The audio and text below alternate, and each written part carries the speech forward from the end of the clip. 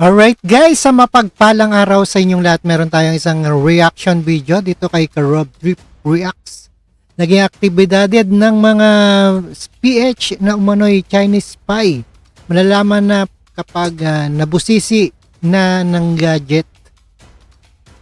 Ayan, sabi ng PNP. Sisimulan ng Philippine National Anti-Cybercrime Group ang pagsusuri sa computer at ibang gadget na dala ng Chinese national na hinihinalang sangkot sa spying activities.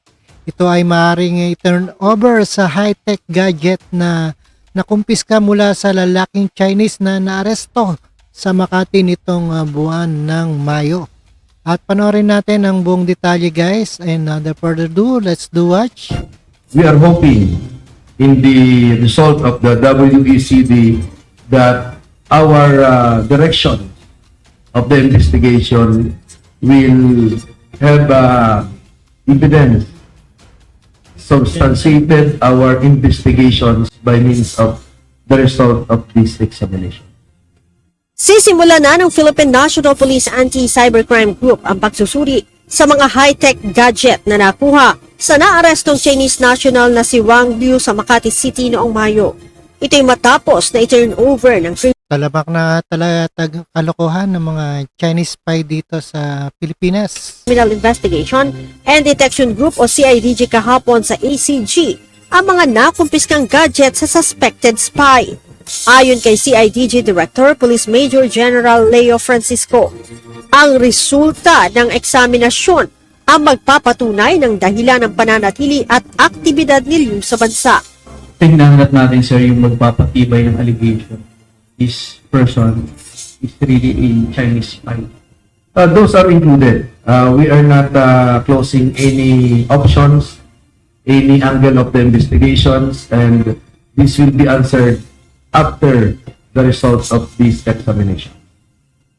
Kasama sa itinurn over ng CIDG ay ang 3 cellular phones, tablet, laptop, aerial drones at CPU.